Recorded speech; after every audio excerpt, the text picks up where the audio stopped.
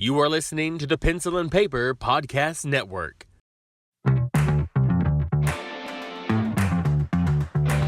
Wake up to the world you've been missing. Time to jump out of bed in the morning. No day, no life, now we're living.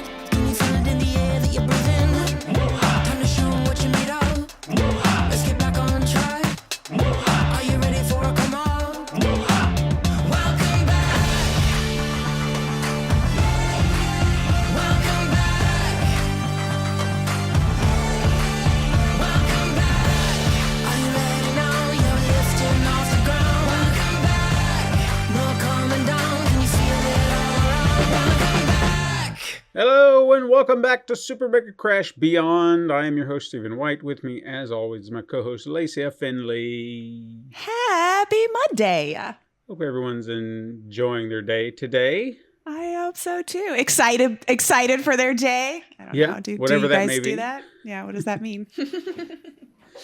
So today's episode may be, I think it'll be an interesting one. And I kind of hope that we can have a interesting conversation about this because it just kind of crossed my mind the other day when we were talking about, we kind of did our wellness episode and we were just kind of talking about things and how we feel about the world and Yeah. where we are and hopefully talking about that. And mid that conversation, we talked about genetic traits that we seem to pick up from our parents.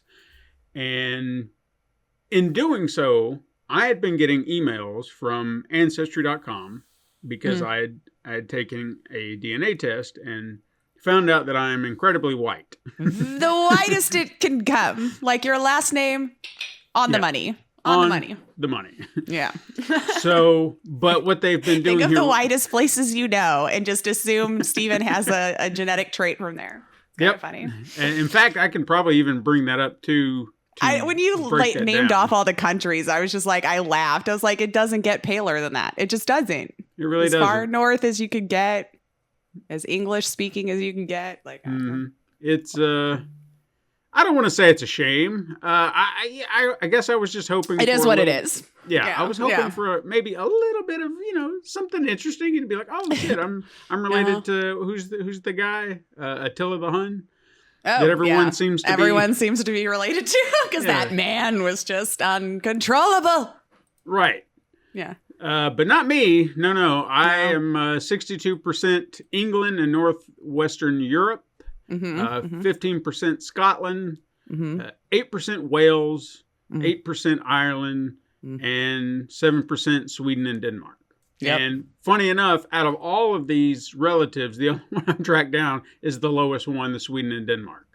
Oh, really? Like you found a relative? Yes, a great Oh, interesting.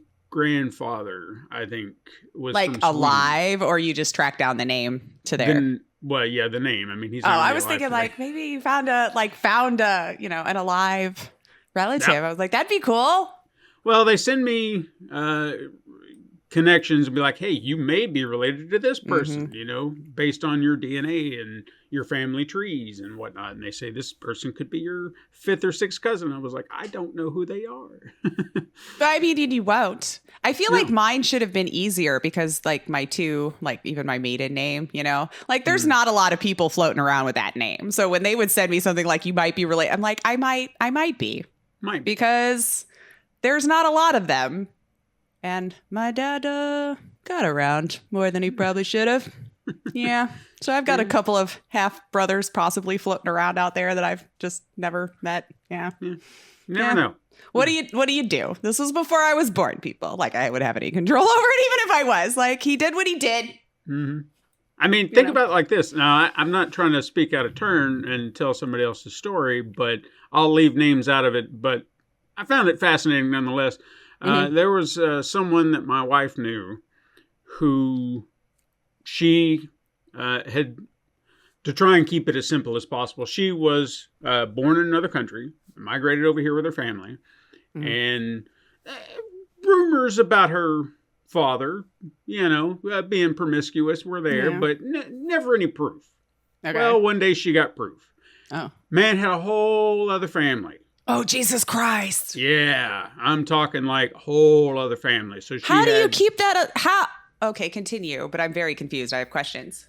I think the way that they were separated and didn't know each other is they were also in a different country. So I don't know. So the other family was fine with him living elsewhere all of the time? Was he just sending a paycheck or something? I know you probably are like, Lace, you're asking questions. I wasn't around. I'm trying to tell you a story I heard in passing. Yeah, have no idea. But no, she had like half brothers and sisters she didn't even know. And she's like, yeah, all right, shit. But yeah, that's a lot. Interestingly enough, though, at least for her, is that the family was welcoming. They were just like, "Who the fuck are you?" Yeah, you know, they were just like, not. It's not their fault. Exactly. And they were just like, "Oh, okay, yeah, that tracks." Like they do. And then they're like, "Did you hear about the third family?" That was like, "What are you doing, man?" Yeah. Who knows? But man's just on the run. You need to get that guy snipped. Yeah, clearly. Enough, sir. But anyway, within that, like as we were talking about with the genetic things and whatnot that we get passed down, we know that there are certain things that are genetically linked. You know, we think about like cancer, heart disease, things like that, things that are passed down or seem to be common traits within the family. If your family has it, it's more likely that you high have blood pressure, low blood pressure, blah, blah, blah. Yep. Exactly. So what they've been doing on Ancestry.com is they are breaking it down even deeper. And those things I thought I would like to share based on what they've sent me. And the other part of it too is they say that it's a new science, trying to really dig deep into the traits that can be passed on to your child and so on and so forth and through your family.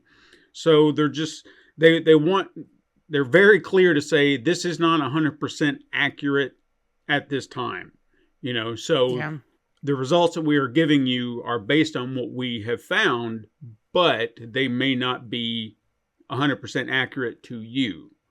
So just don't take that to heart that like, oh, you are absolutely going to be that. Even the way that they frame the descriptions, it's you are likely to be this, or you I don't think you can guarantee any trait will be passed on. It's just your likelihood's probably higher that you would or get or exactly whatever. Yeah. So as I'm breaking these down, that's the other thing I kind of want to bring up and kind of entice everyone to take it to heart, because I think it would be like, I honestly think if you've not done a DNA test like this, I think it's in everybody's interest to do it just to see, you know, you never know what you might learn about yourself. It's a little fascinating to me. I mean, you don't have to get obsessed with it or start really digging into your tree. It's anything like that, but just to see where you come from and even just to see the traits, because I'll admit up front, I'm kind of surprised how accurate some are, because you're like, oh, that's me. Oh, that's me. And to see these things attributed to traits that are passed down, I think is even more fascinating. Yeah. So it really shows what gets passed down through your family. So I'll just start and I kind of go through up the list. And if there's anything worth really digging into and discussing deeper, we can do that. And I'll even kind of explain based on what I know, because some of them, I don't know. You know, you look at, all right, for example, they're saying that I should have average levels of vitamin E, D, and C, and B12. Okay. You can find that out in a physical, I guess. Like I get blood work taken and they'll tell me where my levels and stuff are, because I'm at that age now where I'm like, pay attention to all the things because I don't know when something's going to break. Right. So I make them do the blood work every physical now, or I'm like, just let me know I'm okay. Let me leave with the ease of mind. So yeah, I believe that breakdown's on there too, which is weird. I feel like I should probably do that. I have cholesterol checks, you know, like where they just kind of prick your finger and do like a quick little thing like that. So yeah, last time I got it checked, they said everything was looking good. Like my blood cholesterol levels were good and all that stuff. So I'm assuming this being an average levels, I'm good. Right. I I don't can know. But if they can do that, I didn't know. I Mm-hmm. can't remember the last time I had a physical. I need a doctor. You do. You should be getting it every year, sir. I know. I've Every been- year. You need the fun stuff now. Yeah, Moon River. So I'm those, sorry. yeah. I don't So even know these what are that things. joke's from. These are things that I don't know, and I probably need to go get checked, Yes. just to be sure. Yeah, just ease your mind, man. Yeah. Mhm. So, but this next one here, I'm not 100. This one, I know for certain. The likelihood of developing all 4 of my wisdom teeth. Now, I It's know like that high or low. it's very likely, very high, and I know for a fact that I got my 2 bottom. I don't recall if I ever got my 2 top, but the only reason I know I got my 2 bottom is because they gave me so much trouble Mhm. as they kind of grew in, the pain, the infections, and things like that. I had to get them Yeah. cut out. Like, I think one even turned abscess a few years ago, and I do not recommend that. Boy. Oh, that's I have awful. a routine. It's part of that OCD thing. Like when it's bedtime, that's the first thing I go do is go brush my teeth. Like that's part of it. If I don't do it and I'm in bed and somehow I forgot, I got to get up. I'm like, Yep. I got to Well, go. now that I remembered it, yep. Yep, I got to go brush my teeth because I'm not gonna go down that path. So I'm very, very conscientious about brushing my teeth. But I don't know, wisdom teeth, man, it was always a pain for me. Mhm. And I and managed to keep mine for a very long time. good. I mean, I shouldn't have. No, it jacked up my bottom teeth to no end. Everything's on top of each other here in the front and pushed around and moved. I should have had them pulled, but I didn't. And of course, the same way until it became a problem. And then they were breaking. And I was like, oh, okay. Get rid of them, I guess. I was in my 30s. Oh, I was wow. really old to get them cut out. I was like, Yeah, screw I mean it. that would have been me too. Because like I said, that was a few years ago, and I haven't had a toothache, and I Oh, couldn't good tell for you. I mean, it's been, I'd say, since a kid, ballpark. Just to say that I had a toothache. That one was a toothache that I wouldn't wish on. Well, I might wish it on some of the worst people in the world, but point being, not good Yeah. people, because Not good people. there was nothing I could do about it. Yeah. I had to sit there and suffer in that pain to the point where, like, it brought me to tears because I was just like, I just want the pain to go away. You can't think of anything else. It's literally in your head. This is your life right now until it's figured out. Yeah. Yeah, I was popping so many pills, trying with the Oral B kind of stuff. and- Ambisol. yeah, That anything. yeah. And it just, luckily I was able to get into a dentist pretty quick and they removed it. So, Nice. and didn't take any time at all too. So don't ever hold it off. Let it, just get it done, man. It won't take. but a second. I just paid extra to get knocked out. Yeah, I did too. Seriously. I mean, it's going to cost a lot more, unfortunately, but like I can't be awake when you're doing all that. And especially when they told me they were doing all 4, I was like, you know what? Nope. Knock my ass out. We're done. I don't want to be awake for that. I don't care how numb you get me. I don't care what music you pump into my ears. I can still hear you scraping my teeth in my head. And it's honestly like I don't know how it was for you, but it felt like a quick nap. Like you just go out, and then you kind of wake up about 30 minutes later. It's like, oh, are we done? And then you continually try to wake up throughout the day, and then you listen to people tell you how hilarious you were for about 3 hours before everything started to come back together. Yes. Yeah. Yes. So there was that. Mhm. Now I left this one out because I just didn't want to touch on it. Apparently, my vitamin A levels are lower than average. I'm What is not that quite sure why, but obviously that the things that you can find in vitamin A, I think, are greens, things of that nature. So, I mean, I'm not. Because I was wondering what it affected. Your eyesight. It helps produce pigments in the retina. Mhm. Helps maintain healthy skin and mucous membranes. So you need those. Okay, sorry. Bone excuse me. health. Green leafy vegetables and orange fruits and vegetables. So carrots, spinach, things of that nature. Okay, Sweet yeah. potatoes. Ooh, yum. And these are things, yeah, I love these things. So hopefully I'm keeping them up, Mhm. as I consume. These are things I consume. And that actually begs a question. So if my body has lower levels, do I gravitate toward these because I know that they, like, my body's senses that they contain them? Yeah, and it's just like, oh, we need that. So I don't know. Your body is pretty intuitive that way. Sometimes, like, if you listen to a craving, a lot of the times it's something your body's probably missing. Like, you're like, ooh, I want something sweet. Like, maybe it needed a little bit of, I don't know, whatever you can get from that. But yeah, I think your body's kind of smart that way.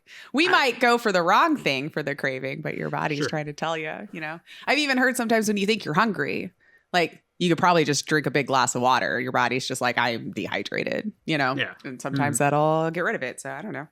I have actually heard that before, where if your body has that craving, so that could be a part of that. I've never really thought about it, but I don't know, something to kind of keep in the back of our heads, because I think that's kind of fascinating. If our body is being like, hey, we need a carrot, we need some sweet potatoes, we need this stuff, because you're not really putting it together properly, like you should, like, but your brain is not helping us here. Yeah, we're just trying to figure it out. Luckily for me, as far as DNA traits go, I am less likely to develop a unibrow. No, that's good. Yeah, I feel like I'm happy about that. Yeah, it's like I don't even see anything starting yet. So unless that's something you can develop later in life, you should be okay. I mean, I know your eyebrows are just going to get thicker. Like old men's eyebrows are hilarious because they're all just like stiff and sticking all over the place. You know, like. Yeah, I have to calm the Hubses down sometimes. He's getting the old man brows. Or I'm like, oh, look, you look evil. Yeah, I do have a little bit of that. Like, I'd say that there's maybe some fuzz right there. Well, I have fuzz too. Yeah, that's about as much as I've got. Mm-hmm. But yeah, the wild hairs in your eyebrows. Oh yeah, it's all the time. I've got this one. I think it's in the right eyebrow that'll just. Yep. What is that? Yeah. Yeah, and you just sit there, and then. Finally, you think you see something, you're like, what is in my eye? And then you realize it's just this long-ass hair just dangling right there where you can see it. Why are you so much longer than your brothers and sisters? What's going on up there? What happened? Please. I don't know. So I have to pluck it. It's just like, okay. Get rid of it and be done with it. Do a little brow. I've never plucked a brow. Yeah, it takes a while sometimes if it's not long enough, but it's long, and you're just sitting there, it's like, get a hold of it. I can't. Oh, you with your fingers? I think I would try to get some like tweezers. What are they called? Tweezers, yeah. Because like I don't know that I'd make myself if I got it good with the tweezers. I'd be like, just like do it real fast and not even let myself think about it and then cry. I genuinely feel like plucking it with my fingers is much easier, or I don't know. It doesn't feel like it hurts as much. I feel like I can't get a good enough grip. Like it just slides or something, and then I'm just like yanking at the same hair over and over again, and then it just hurts, Weirdly enough, another old man trait that I'm getting, and I relate to this so much. There's a comedian. I don't know if you remember Alan King. He was an older comedian. I'd have to look him up, but yeah. You might be aware of him, but he did a stand-up bit on, I think it was Comic Relief one time. And he spoke of just getting old, just getting old.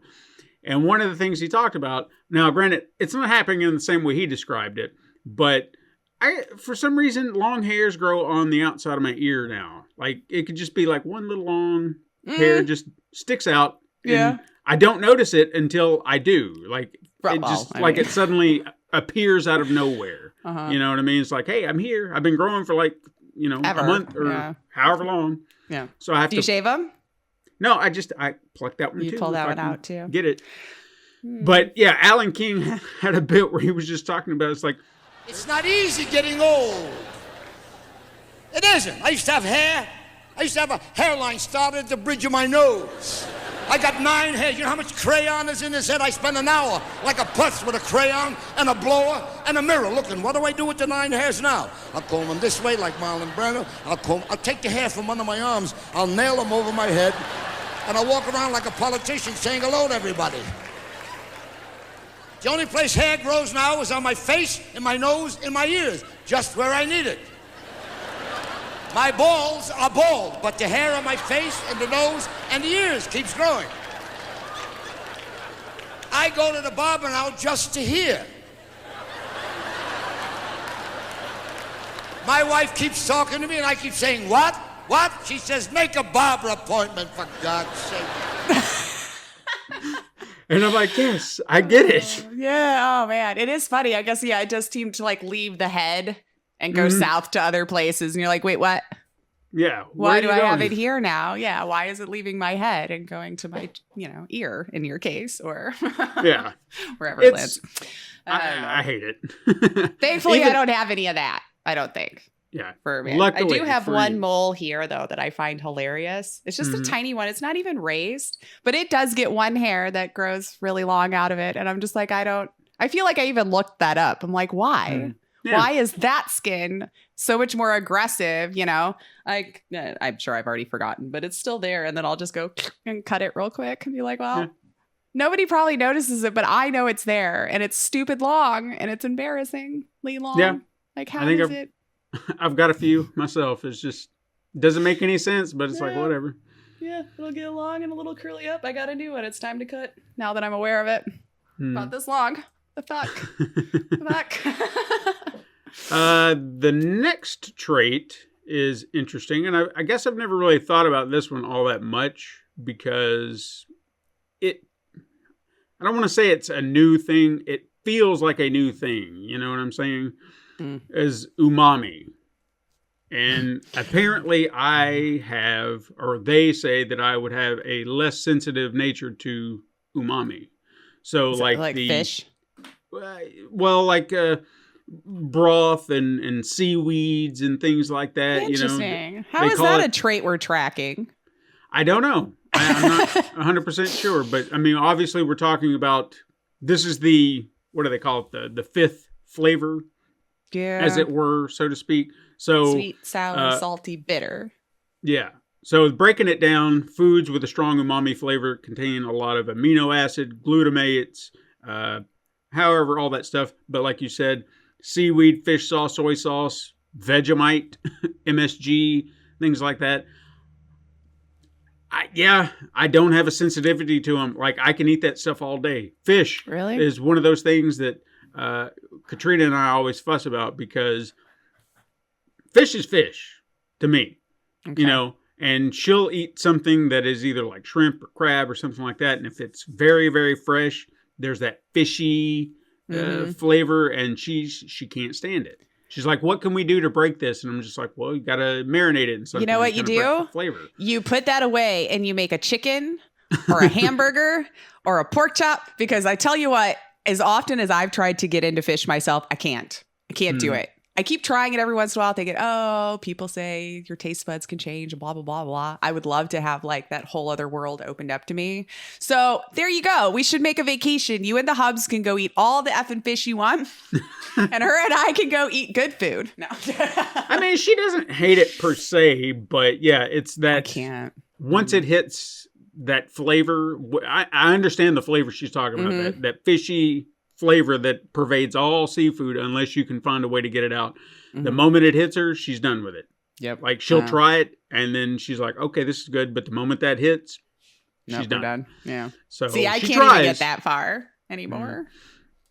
So yeah, that feels very accurate to me, because I don't really have a problem with it. Like, it's fine with me. I love it. You know? Good. Bitter stuff specifically, I think I've been pointed. I noticed that I do lean toward things like that. More if bitter than you sweet. had something sweet or something like that, or something bitter, I'll tend to go to the bitter. Like, even a bitter beer doesn't bother me. I'm just like, yeah, this is good. That's fine. Yeah. So, no, it depends for me. Like, I definitely don't want a bitter beer. I don't like IPAs and things like that. Sure. I don't need it real hoppy or bitter or whatever. But you do you. I mean, I like some bitter things. I just don't, Right. I think it's sensitive to some of it.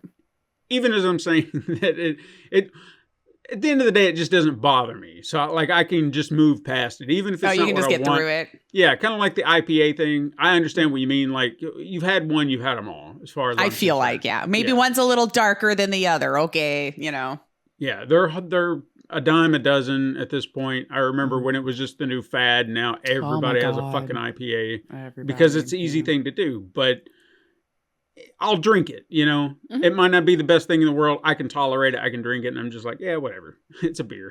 Right? Yeah. I needed a beer. We got a beer.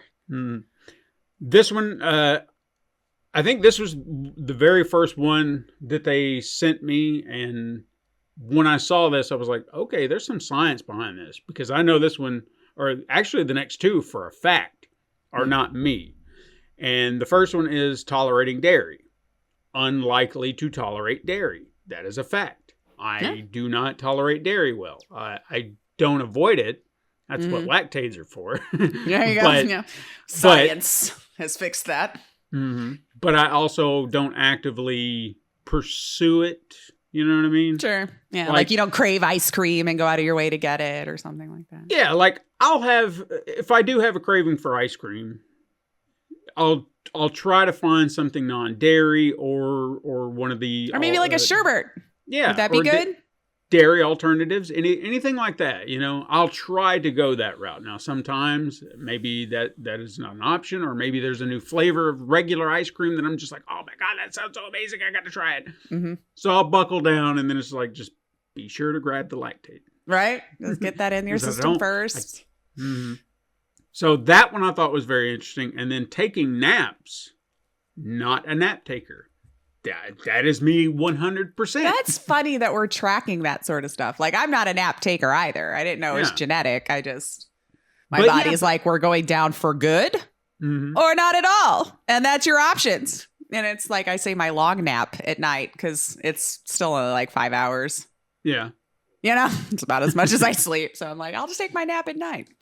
But I did find that to be a very interesting genetic trait that seems to be passed down. I mean, I wonder what that is. Like, what would cause that to be a trait? I don't know.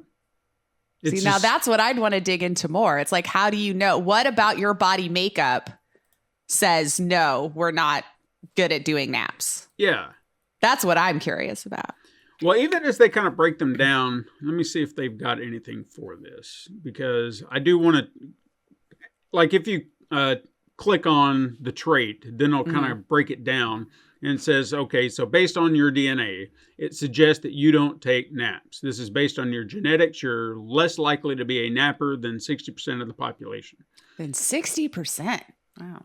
According to that, yeah. So it says if you take naps, keep them short. So it'll be somewhere between 10 to 20 minutes. Longer naps can leave you. Yeah. Because it also says longer naps can leave you groggy. Yes. That is one of the reasons that I do not take a nap.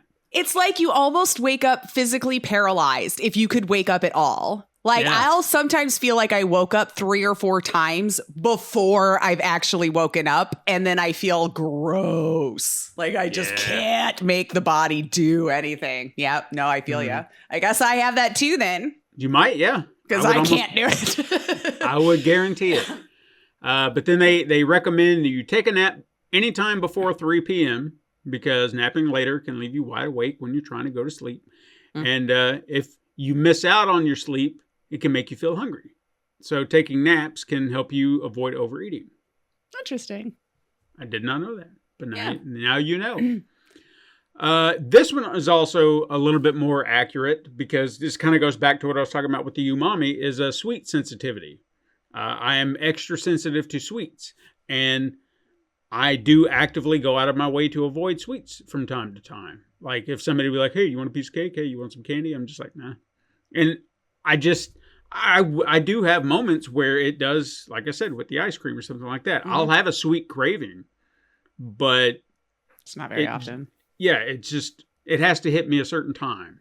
And then I'm just like, yeah, I kind of want something sweet. But beyond that, I'll grab for something savory every time. Like I have my snacks vary from chips to almonds, you know, hummus and crackers. Ooh, you know, I love hummus and crackers. Yeah. Ooh, gosh. You get the hot sauce in there and stirred up. Ooh, boy. Nom, nom, nom. Good stuff. It is. So I found that to be very interesting.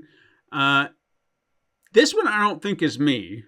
And I don't feel like I've ever... You can't get it all, right? No, but I feel like that's good. Like it's not... I feel like they're on the money here. I guess that's what I meant to say. Is sun sneezing. I've never been someone, you look into the sun or you get sensitive to it and you start Or it's supposed to sneezing. help you sneeze. Yeah. I've heard that trick like when you're like, you think you got to sneeze and for some reason your body just holds you in that moment of, oh my God, will you make a decision if I'm going to sneeze or not? Supposedly looking into the light helps that. Yeah. I apparently am a non-sun sneezer. Just doesn't help you, huh? Doesn't do a damn thing Again, for me. I want to ask the people who's tracking that. Like, who was like, you know what we need to track? Sneezing. Can people sneeze if they look in the sun? What trait is that? I need to ask these people what they're doing. It's fascinating that these are the traits that they're tracking. I just, out of all of the traits, I'm wondering why. Whatever. There might be some bigger scientific reason that I'm missing other than just the knowledge I can look into the sun and sneeze. Sure.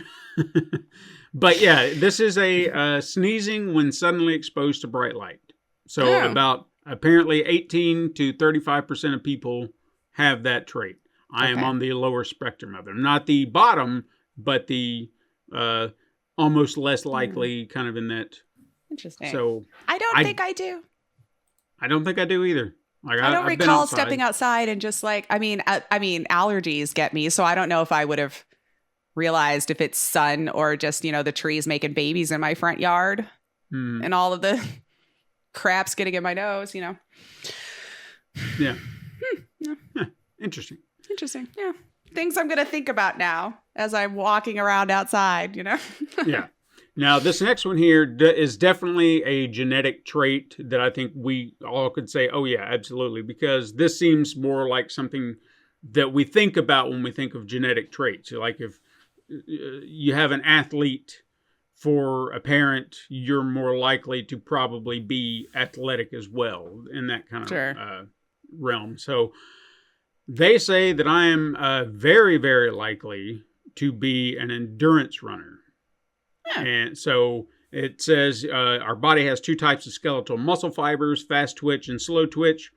I apparently would use fast twitch muscles for short, intense bursts of energy like sprinting. And your slow muscle twitch muscle fibers support endurance activities. I say that is 100% accurate because while I can't say that I've done any endurance running. Yeah, I was just going to ask if you were like a runner in high school or something. No, but I do know that I have the endurance because Oh, do you know?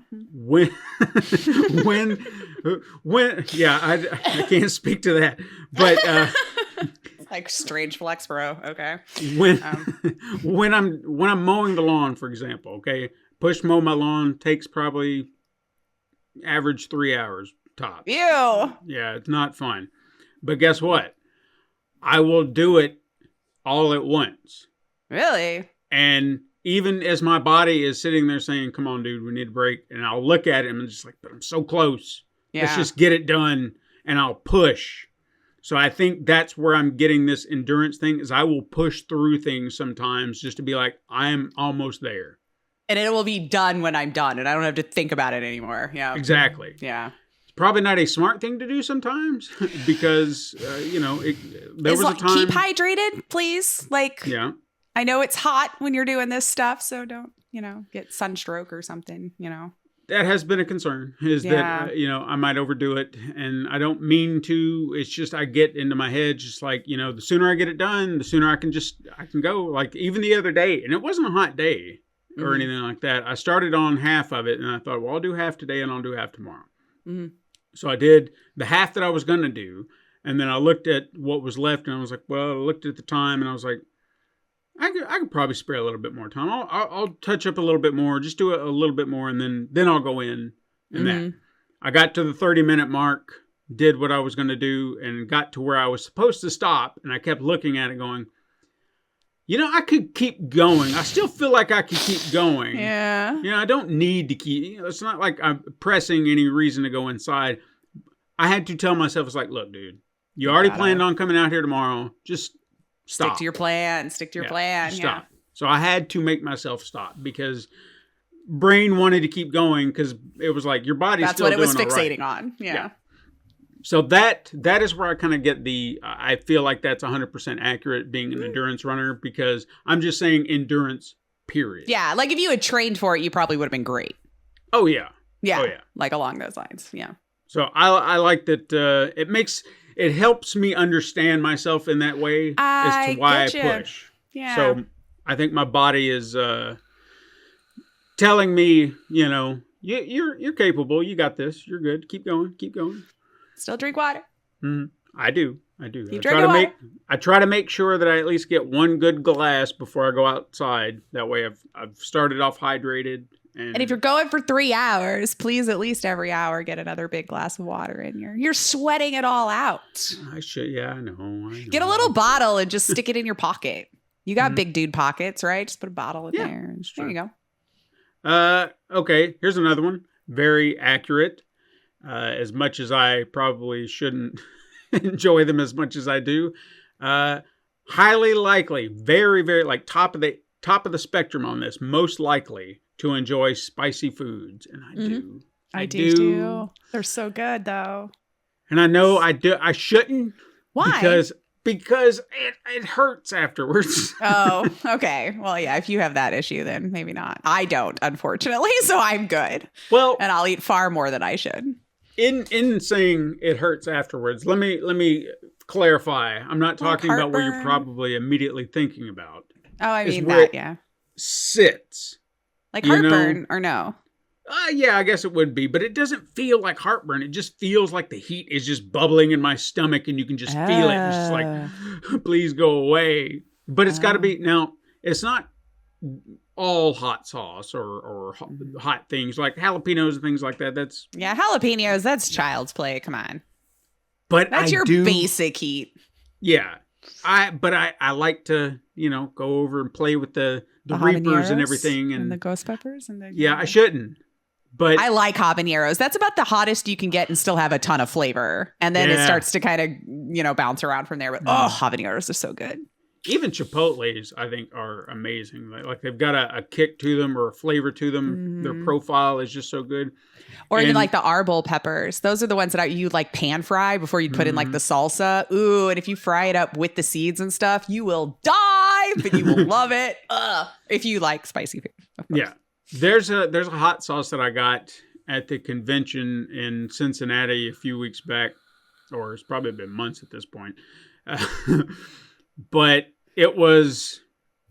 I think it was made with not the scorpion one, but what's the other Carolina Reaper. Carolina Reaper. I think, and it has to be the Carolina Reaper, has a amazing flavor. Okay. But the heat it's a lot. Undoes it almost instantaneously because you put it in your mouth and you get that flavor and like, oh man, that's good. And then the heat just like, ta-da! Yeah. And it burns the fuck out of your mouth. Every pore has opened up.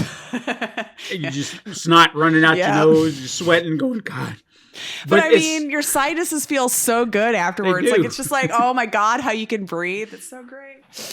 But it's just so funny that it's the likelihood of enjoying it, the flavor makes you come back. That's the torture of it, is because it's so good. And it's like, but that flavor was so amazing. Mm-hmm. But that heat. Mm-hmm. So you just have to take it in just small doses. But or you could just be an idiot like me and push past it. It's like, sure, my face is red and I'm sweating and I just can't. So good. Okay. So I think we've already touched on that I'm the whitest person that's been born here recently. Mm-hmm. Here recently. Well, over the last 40 years. Yeah. So this should be no surprise. My skin pigmentation, light to medium skin tone. I'm pale. I can't help it. I can tan, sort of. I cannot. I burn, I peel, I'm white. And this is how it goes for me. Well, as I say, when I tan, my arm gets a nice tan for, the 20 minutes it's in the sun driving home. Driving? Yeah. And that's why it's tanner than the rest of my body. Isn't that called the trucker's tan? Yeah, something like that. Yeah. So I can tan, sort of, but yeah, I have that same affliction that if I was to go to the beach and be in the sun, I would be dead. Yeah. Like roasted, looking like a lobster. I will wear a sweatshirt and socks. Yeah, I'm that person on the beach. Because I just know. I know. I've been there. I've had burns so bad from a float trip off the water and all this that we still had lines of my bathing suit in my back like 6 to 8 months later. Like it was Damn. so I shroud myself. We are done with that nonsense. So was that the worst sunburn you had? That I can remember ever having. Yeah, because like I couldn't even reach it when it was like peeling or itchy or anything because it was all on my back.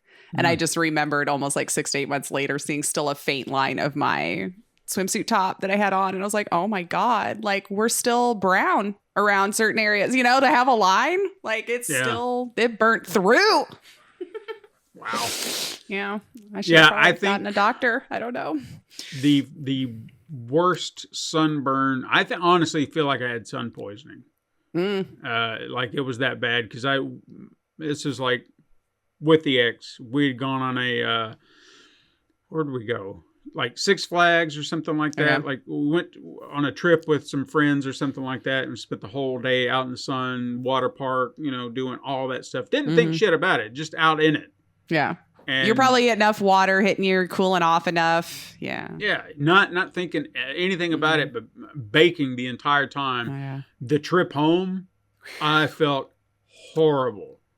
Got home and it was just like, I couldn't Can't move. Yeah. I was in pain and it was just like, out of it Mm-hmm. for a day or so because it was just, it's fucking terrible. Yeah. That's a lot of pain though on a lot of area. And like you can put aloe on and it'll help for a little bit. But I feel like the instant it dries, like I'm back to hurting again. So it's like I would have to just sit in an aloe bath. Yeah. It was horrible. Yeah, it's not fun. Wear your sunscreen, people. So the next one, this is, I guess I might have to give it to him on this one. Like, even though I feel like I'm a little good at it, perhaps there's truth to it. Self-discipline. I seem to be on the side of I'm less self-disciplined. Not at the bare bottom. I wouldn't see that in you. Interesting. You know, and they say, you know, it's most useful when you're feeling the least motivated, can actually help build motivation. I don't feel like that I'm not No, I think not.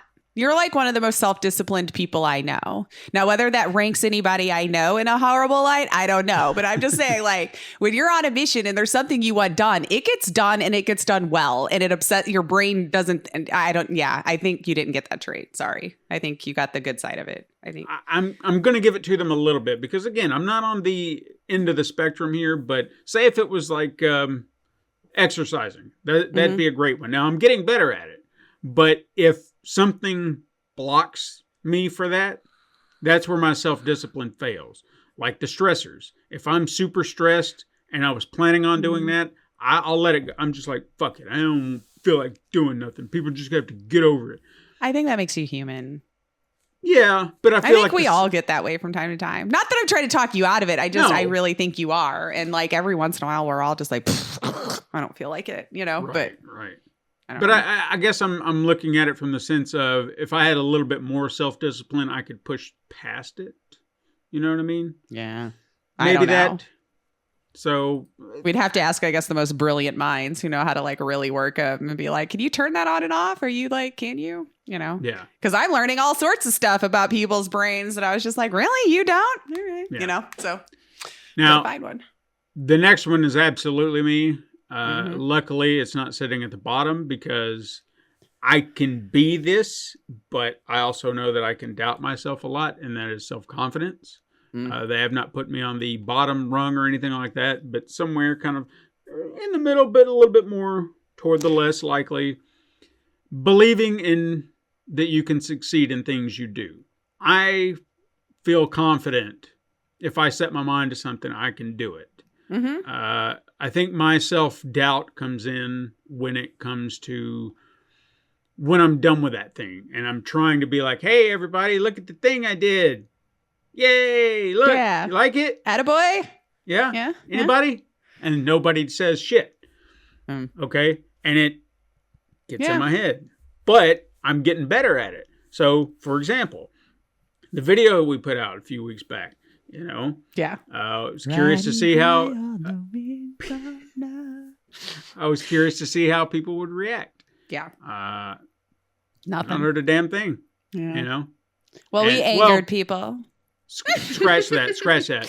I did. Well, we did hear a few things. Oh, we did? I guess I didn't. I forgot.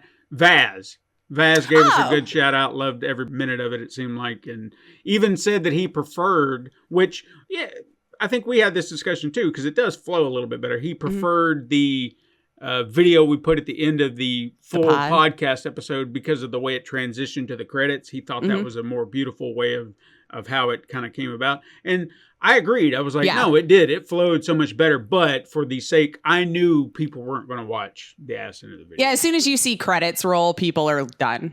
Yeah.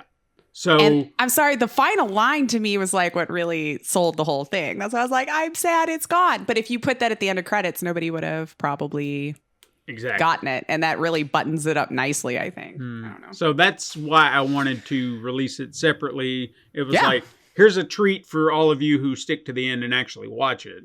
Now, granted, I know not everything is a video smorgasbord. I've got other things to do, and maybe everything doesn't really lend itself to video. Like this, Sure. what am I going to do? Show you DNA strands the entire video?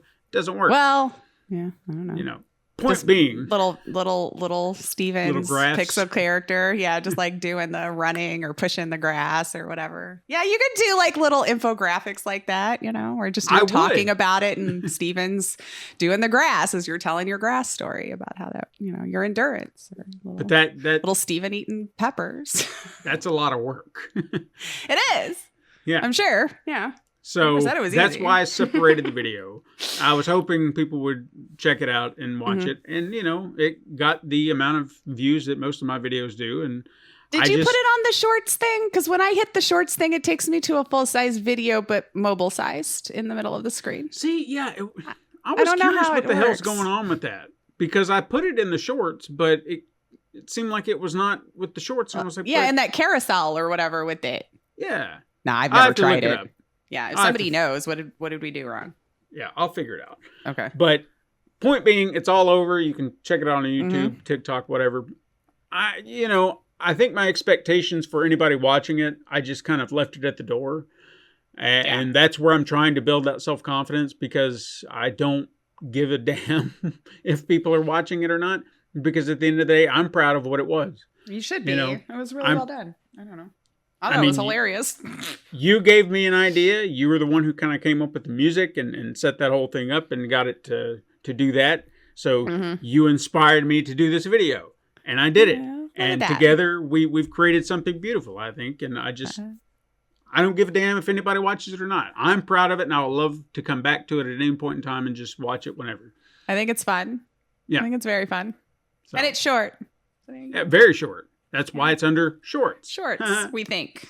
Or You TikToks tell or us.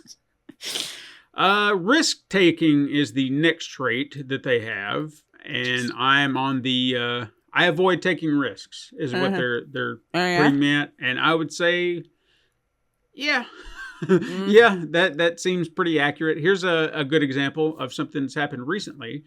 Is I got an email at random from someone on LinkedIn. And they're just like, hey, we saw that you happen to have a background in this. We got a job offer that you might be interested in. If you're interested in talking about it, let us know. And I'm just like, Yeah. I don't know who you are. You're It's coming hard to at trust me- anything, isn't it?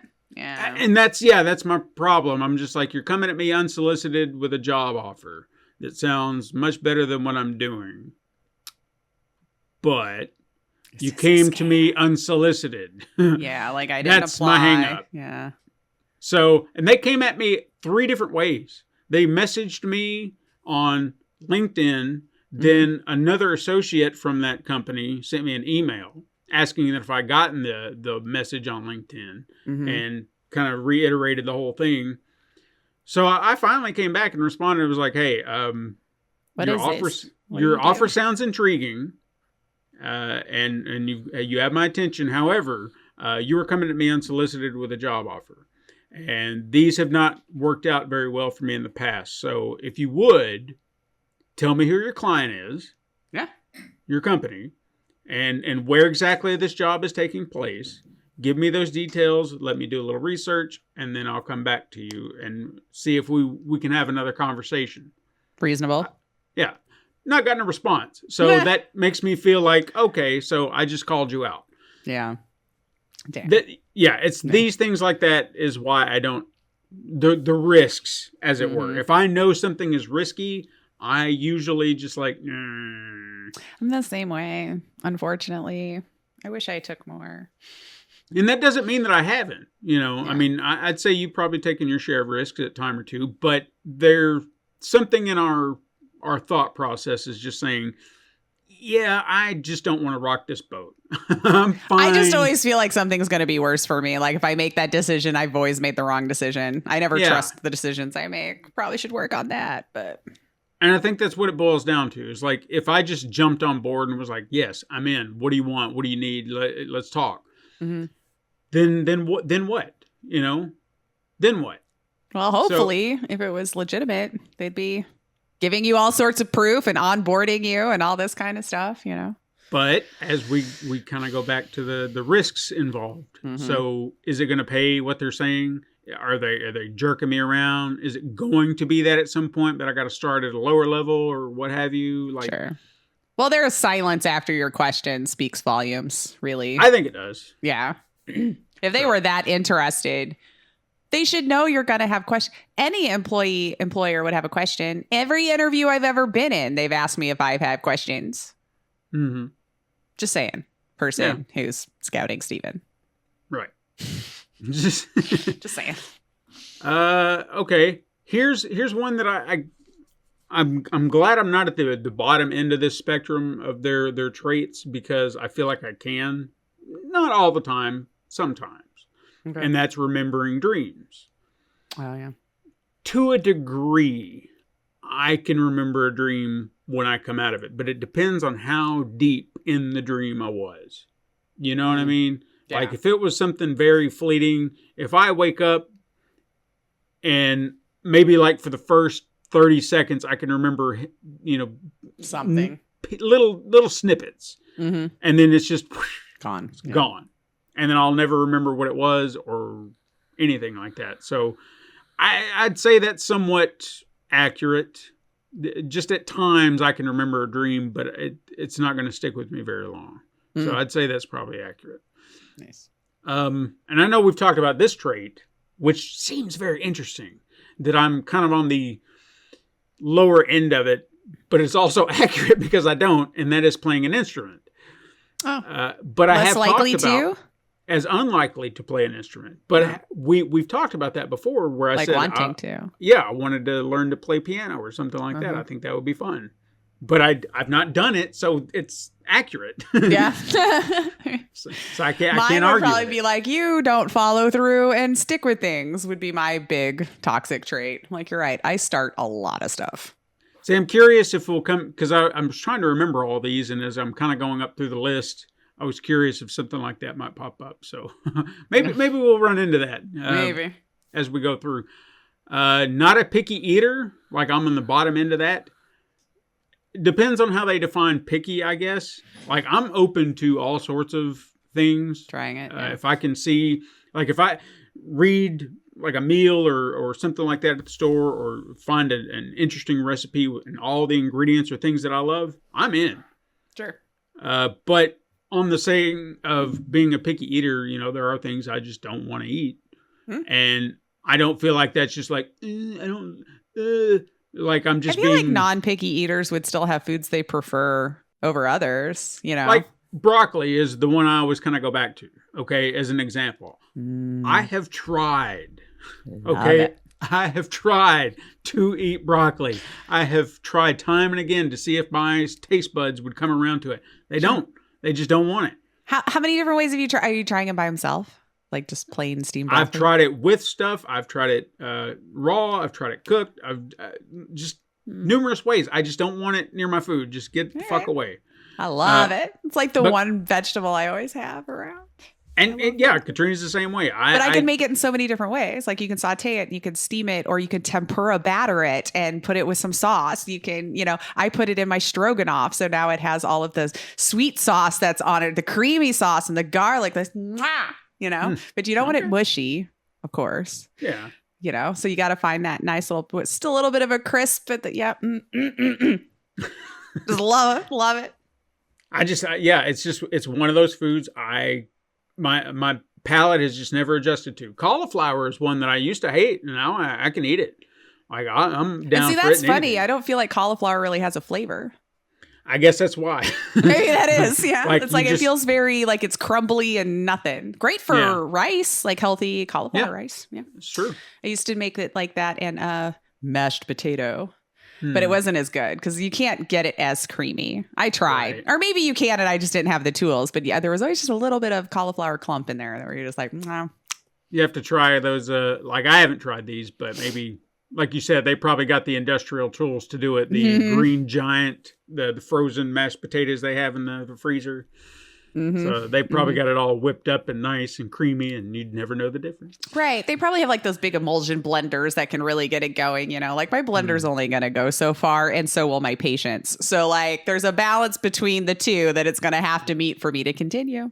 And if it never met it, we're done here. I am not adjusting my patience levels. I've tried and it's never happened, okay? It's part of me. It's just going to be what it is. Pet ownership, likely to have a pet.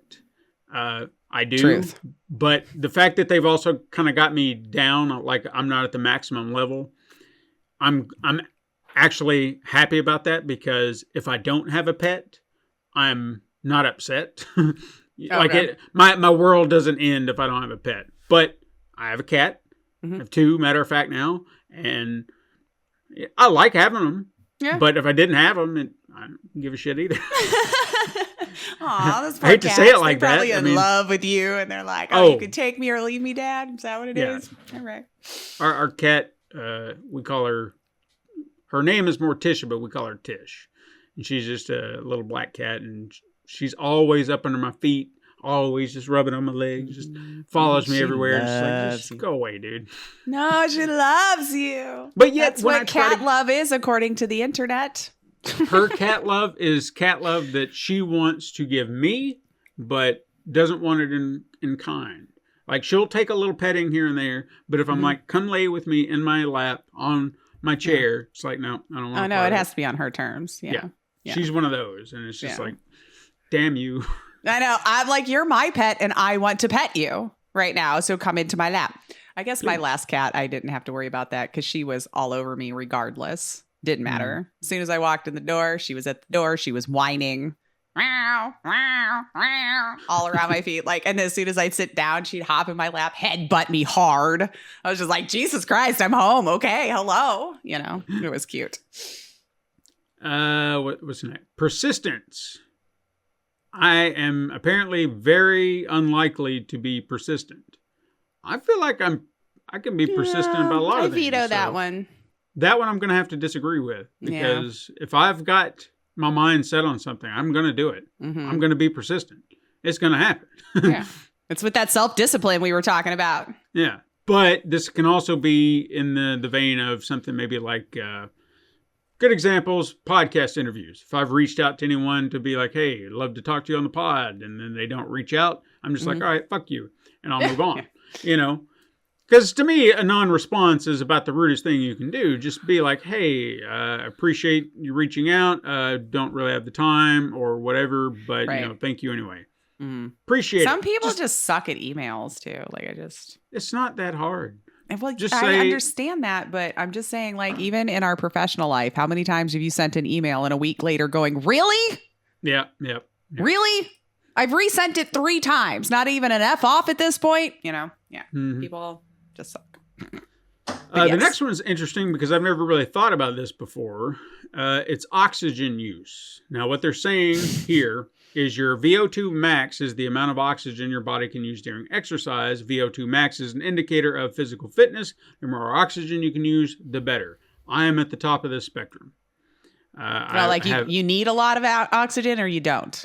I have the above average ability to raise maximum oxygen use. Okay. So, like, when your body needs it, you're able to meet that demand better. Yes. Okay. Mm. Which I've never thought about, but I'm like, all right, sure. Yeah, I don't know. I don't like exercise anymore. I don't I mean- sweat. I don't want to. I mean, in saying that, I can run out of air pretty quick.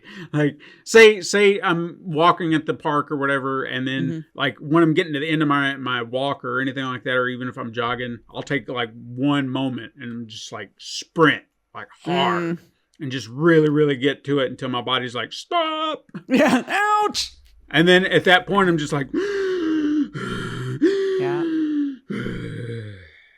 maybe it's managing it to where I can get it down faster. Maybe, yeah. Like Or maybe something you're like that. catching your breath quicker, like after you're depleted or something. Like Maybe. you're not bowled over for like 10, 15 minutes, like, you know. It's true. I'm not.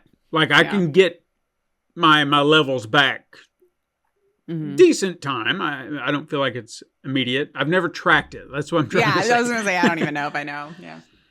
This one is actually very interesting as well, and I think this might be one you could relate to. Optimism.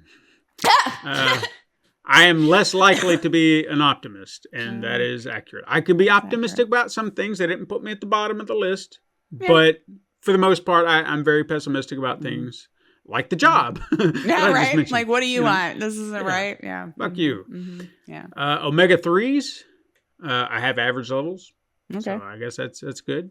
You don't need a lot of fish anymore then? You got your fish in? like I said, I'll eat my share of fish here and Isn't there. that where you It's get not those like fatty omega-3s or whatever? I do, like if Or a if- good source. yeah, like salmon.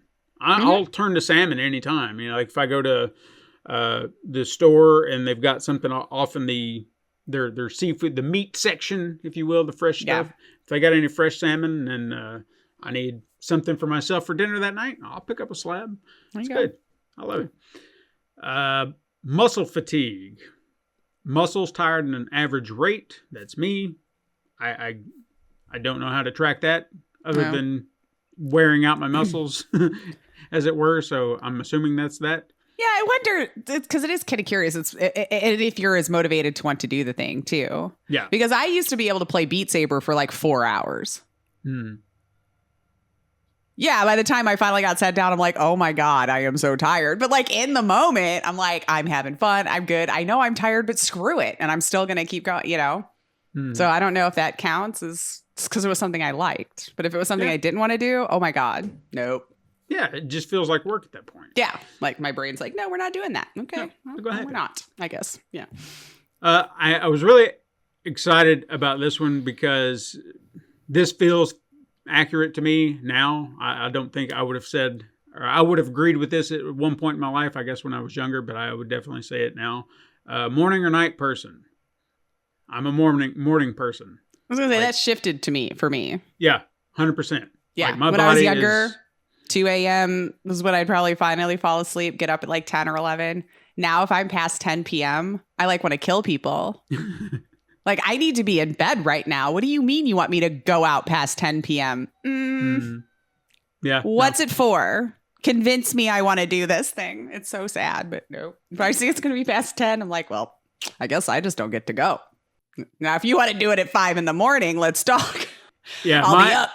I'd say 9 o'clock at the very latest is when I am in bed. Like, Oh, okay. I've already got my teeth brushed. But you got to get up a everything. little earlier, even. Yeah. So by 9 o'clock is usually when I'm in bed, ready to go to sleep, or at least relaxing for the night to try and get to sleep. Weekends at most, I'd say 11 is top. Is the latest we will stay up, and it's at that point it's like, all right, it's time to go to bed. We gotta, I'm tired. tired. Yeah. But even still, even if I stay up that late, my body's like, hey, it's 6 o'clock, dude, wake up. And I'm just That's like, the "Come on, reason man." I don't want to go out late anymore. I have learned over these last few years, I am going to wake up at the same time, regardless of what time I went to bed, how long of sleep I've already had. My brain's just like, we're awake now. And I'm just going to feel like garbage because I can't fall back asleep. And we've already discussed, I don't nap. Yeah. So I have to just sit in it all day. Yeah. It's very interesting like that, yeah. All right, so this one doesn't technically fit to you. Okay. Male hair loss. Okay. Genes. I've lost for- all my male hair already. So Yeah. we're good. My genes have a lower chance of hair loss. Now, that doesn't mean I haven't lost any. I was going to say your hairline's still pretty good. Your forehead ain't that tall. But it thins. It's thinning. You Yeah, know, I it's guess. thinned, and Yeah. that's the genetic trait I've picked up from my family because okay. my grandfather had a full head of hair, but it was thin as shit. Oh, You yeah. know, I mean, you'd never know it, but I mean, it was very thin if you really paid attention to it. My dad has more of a receding hairline, but he still has hair, but you can kind of see where it's kind of come back a little bit. So fairly accurate. I mean, it's not like you have that immediate male pattern balding that Sure. some people get like in their 20s, and it's like, shit, dude. I knew a kid Sorry. at 19 with a full head of gray hair. So we've all, he used to buy us beer. I'm curious about that too. Like if that would be a genetic trait I think or so. something like that. I think so. Because, like, even another guy that I knew, he was in his 20s at the time, he was basically already bald, too. So it's like some of those things, I think you just, it is what Yeah. it is. I don't know. Yeah. Like, unfortunate for them. If you care. I mean, I shouldn't assume everyone cares, but, Right. you know. The next trait is leader, more likely to take the lead. This is accurate because I think we were talking about this on a personal conversation the other day. I'm going to take the lead in something. If nobody else is dealing with it or taking care of it, fuck it. I'm going to get it done because why is everybody dicking around? Let's Right. just get it done. Let's do Could have it. been done an hour ago. Jesus. So yeah, I'll take the initiative to get something done, despite whether or not somebody likes it or not. And some people don't seem to like it because it just makes them feel like, Like they what are should you have done it doing? already. yeah, but you're Yeah. doing it. I mean, it's not your job. Stay in your lane. Okay. But your job's affecting my job. So when are you going to get this part done so I can do mine? Exactly. That's all I'm asking. Maybe learn how yours affects everyone else's and do it. I don't know. I feel that though. Like I feel like I'll take over, but I don't want to be in charge. And what's funny is Fair. in my whole like career, I've always been put in that position of in charge. And I don't Yeah. understand it because I genuinely don't like it. Mhm. What trait about me always got me in that position? And I don't leave me alone. I don't want to make that call. I want to support. You tell me what to do. That's where Sure. that's where I want to be in life. But anyway. Now, this one I can't say yay or nay to because I've never really done a deep investigation into this. But apparently your DNA fits into your iris pattern for your eye. And according to this, my eyes would have furrows and crypts and rings. I've never studied my eye, so I couldn't say if that's accurate. And I don't think that's something an eye doctor tells me about either. Like if I have No. circles and strips in my eye, they just tell me I don't see, cancer. I don't see this. Here's a puff of air. Call it a day. But it would be interesting just to kind of to know if that's And what does it accurate. affect? Do you think it affects eyesight? Because like you never had to have corrective vision ever, right? I've never known you to have glasses or contacts or anything. I do have glasses. I wear glasses when I'm normally just when I'm playing video games. Because So it's like readers, kind of? kind of like the Okay. last time I think I went it was a few months ago. I know that it was fairly recently. I had to go to the eye doctor again because it felt like that the glasses that I did have, which were readers, weren't working like they used to. Like everything's starting to look blurry again. So they kind of did the test and was like, yeah, you're due for an upgrade of your glasses. Another It's plus like- one to the... Yeah. So essentially I've gotten, I guess they're like 3-tiered glasses or whatever. So I have to look Like trifocals? I guess look from the top. You got to look through Yeah. the top to see something far away, and if you're looking at something close, you got to look through the bottom. Yeah. Oh, so at least a bifocal. Yeah. Yeah, something in that range right there. I've The way they never got it. seen you in glasses or anything. I'll have to Never.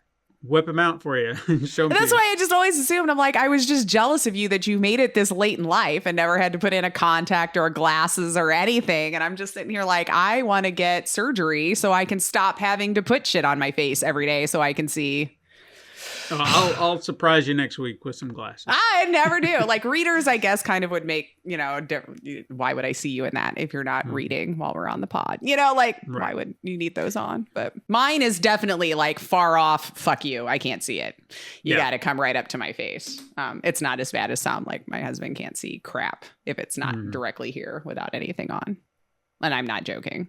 Like he's legally blind. Wow. So we don't mess with that shit. So Well, like I said, it's more or less when I'm playing games, and that's only because it feels like everything at a distance, especially when you got to read text. It just, I feel like, yeah. yeah, you're just kind of doing like this, like squinting your eyes going, I can't read that. It looks a little blurry. I do that now, but I think I'm just getting old because I feel like the UI on consoles is, and maybe it's just because I'm further away or there's less options to mess with UI on console games. And again, I don't play them nearly as often as I used to, but I can't see it. I can't read them. And like you'll have your little mini maps and stuff in the corner and I'm like, I don't know what that says. When I'm my PC game, my first thing I do is I go into my options and I make things bigger. So then, like maybe I like if we just had more of those options in console games, but yeah, I can't see it. I just assumed I was like, well, this is part of getting old. But if I get super close to it, I can see it. And it's the same thing if I'm trying to read tiny print. I actually have to take my glasses off because I can't see it with my glasses on if it's too tiny. I have to take them off and then bring it to my eyes, and then I can see smaller print. I feel like that's an old woman trait. Because like when I was younger, I can remember people taking off their glasses to read something. I'm like, what are you doing? Oh, now I understand. Yeah. I do that. It just I've looks done that like too. a big jumbled mess. Yeah. Yeah. Where you just kind of like. Yep. If it's like super tiny, nah, I'm gonna have to take them off. It's funny. I don't know. I find it weird that I need to take off my corrective vision to see something smaller. It just doesn't make sense. Yeah. No, I get it. This next trait, I want to really explore this one. Okay. Because it feels wrong, but there's an element to it that I feel is accurate, that I've never thought about it until I've kind of made myself aware of it. It's like, am I though? Mm-hmm. Introvert or extrovert?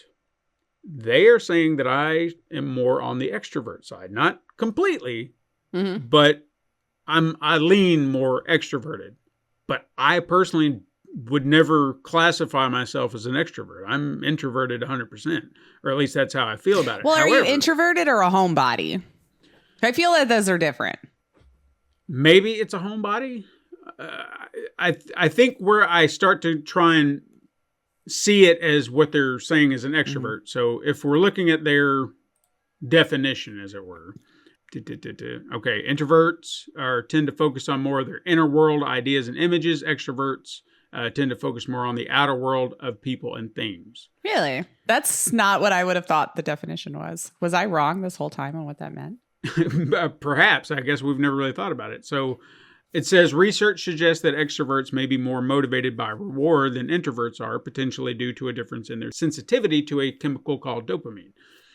I kind of feel like I do go out of my way. You know, if you reward me for something, I'm probably more likely to do it. Same though. Does that mean I'm an extrovert? Because I would have, yeah. Yeah.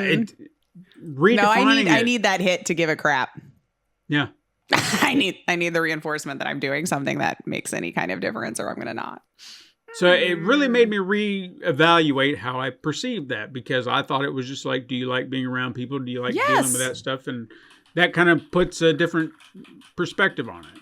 So, yeah, I think I could be an extrovert. Anyway, heart rate recovery, again, something that I guess I'm doing all right. I have an average recovery rate, so I guess that's good.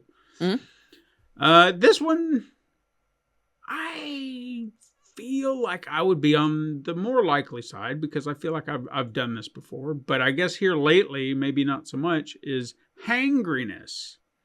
You know, you get angry when you get hangry. Yeah, you do. And they're saying I'm on the lower spectrum of getting hangry. And You don't get I upset. feel like I've gotten hangry before.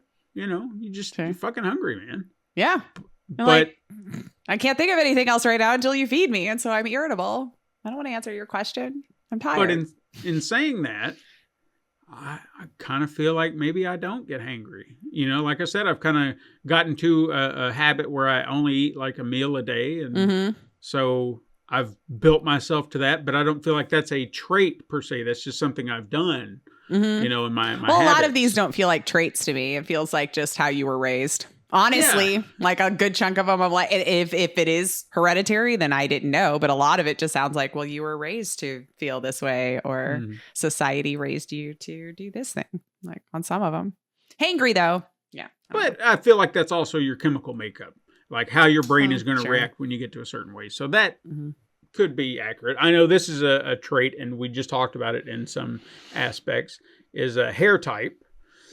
Oh, And yeah. it says, I'm all the way on the end of the spectrum of straight hair. And ta-da, I got straight hair. So Yeah. That's interesting. Mine's changed, so I don't know. Like I was So maybe- born super curly head of red hair. Mhm. Actually, I was born with black hair. Then I was redheaded till I was like 3, and then I turned tow-headed blonde. Okay. So I got like all of it naturally just as I grew up. So that's interesting too, especially since you're saying that you had curly hair. Super curly hair. Because based on what this is saying, as far as, I guess, the traits and why, I Mhm. guess we would have evolved to have this. It says different hair types may have evolved to keep people warm in colder climates, straight hair, and cool people down in hotter climates, curly hair. Huh. That seems ass backwards. Doesn't it though? Because I was born in Illinois. Yeah. And I Yeah. was born right here in Tennessee. So I don't know. Like I've heard other things can't affect like your hair, you know. But I don't know. I want to say it was probably when I was 10, 11 is when my hair just started getting straighter, but it was super long. So I just always thought maybe it weighed the curls out. But I know Okay. that was wrong when I got to be an adult because I've seen a lot of people with very long hair that was insanely curly. So I don't know what happened. Just fell out. Interesting. And then it was wavy. And then now I don't know. I was thinking it was going to do something crazy because I didn't know how it was going to grow back out after I shaved it. But it's fine. It's like back to normal, like how I remember it. So I don't know. While we're also on that topic too, your hair strand thickness. Mm. Where would you consider your hair to land in that? I don't think my hair is thick. I have a lot of hair though. I have a lot of it. So it may as well be thick is what it feels like. I shed a lot. I should be bald. I got The you. amount that I shed, like I don't even understand how I still have hair. Let's put it this way. When I go get my hair done, it's like 3 hours. Wow. Okay. So There's a that lot much of freaking hair for her to go through to make sure it's all evenly colored. so a lot of thin hair. I feel like I'm in that same boat too, despite having shed quite a bit from my head. I'm shed a not bald, lot. people. I'm just saying it's thin. and Just thinner, yeah, It's it's- noticeable. Mm-hmm. But yeah, they've put me on the absolute thin hair. Like I am 100% thin hair. Well, do you feel like the strands are thin? Oh, absolutely. Oh, Oh, yeah. okay. Yeah, they are. Because They like are. there's some people who have like thick strands of hair, and I know I do not. They're The only time I get thick hair is in my beard. And or in it's my not- mole. Or in your mole.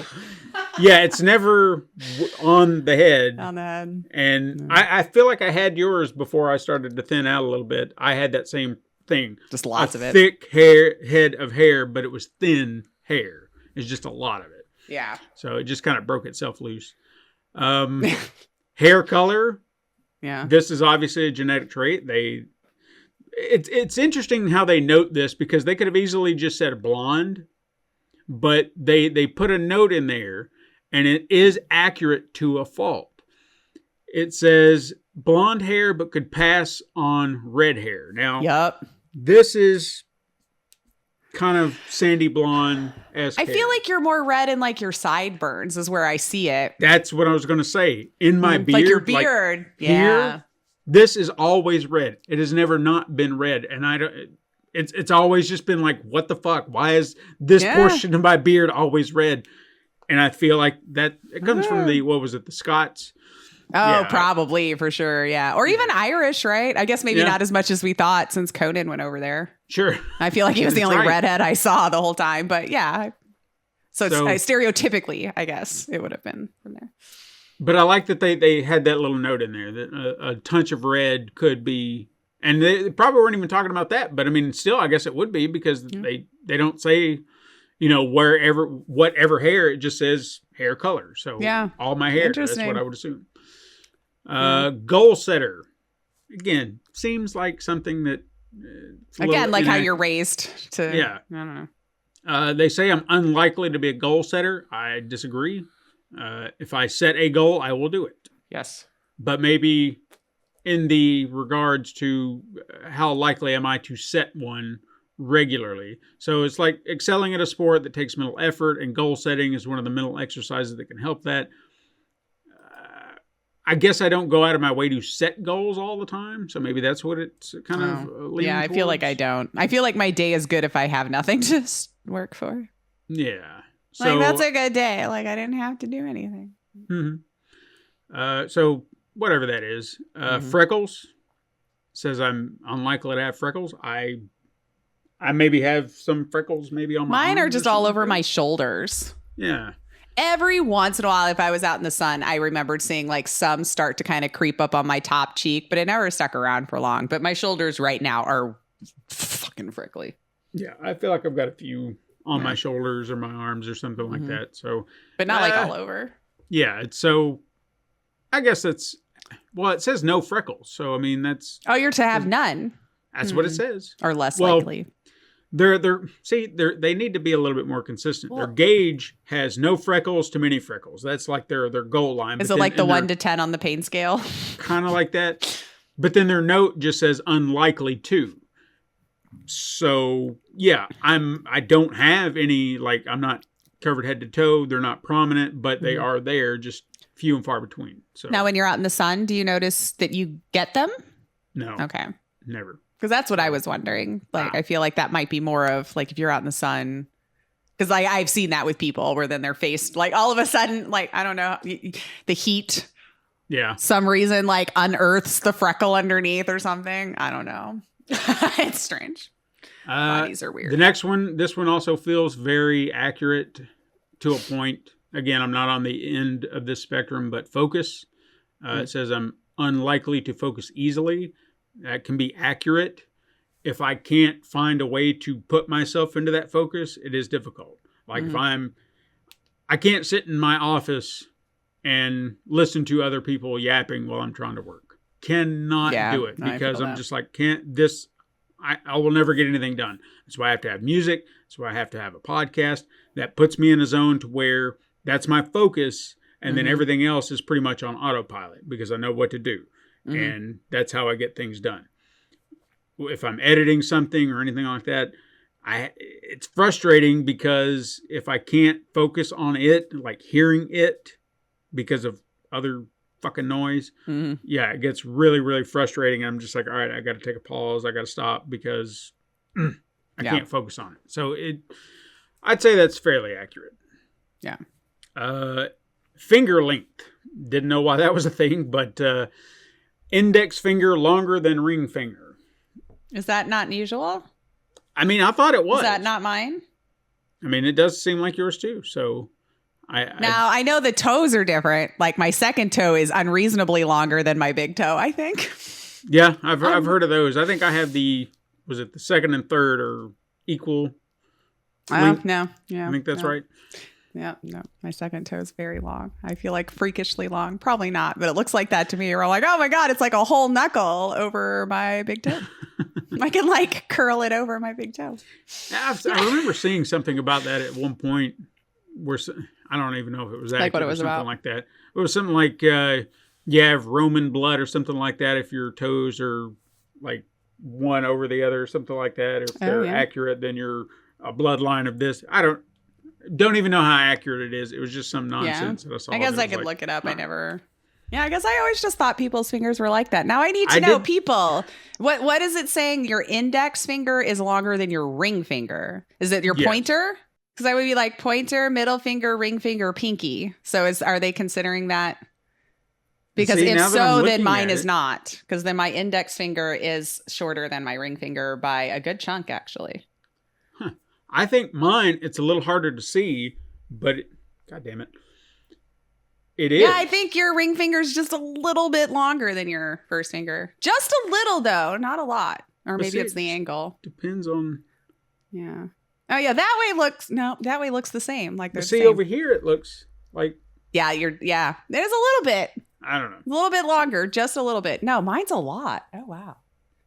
Huh. See? Yeah. Interesting. Okay. Well, All right. let's see what this trait is all Because about. my, anyway. I'm my curious middle about finger is that. like super long.